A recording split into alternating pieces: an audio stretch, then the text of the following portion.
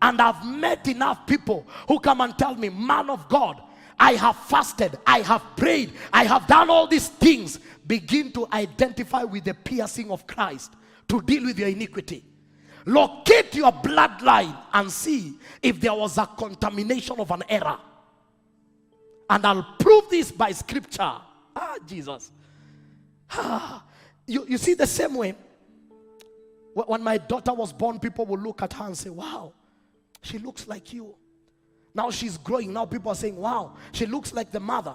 You know, children look like everyone until they get their own face. They transition, they metamorphose. Now, that child, I discovered she is very joyful like her grandmother, who is my mother. The joy she has is that of my mother. So there is a nature from my mother that has been transferred. That nature bypassed me and came to my child. Because this is a spiritual transfer.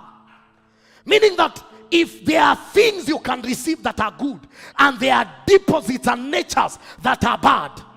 That is why in salvation, in Kiswahili, I like what my village pastor used to say.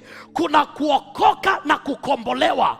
Wengi wameokoka lakini hawajakombolewa. Bado kuna mizizi ambayo imeconnect na vitu za kitambo. And that's why we are raising a powerless church and a hypocritical church, because the message that makes sense is the message of grace.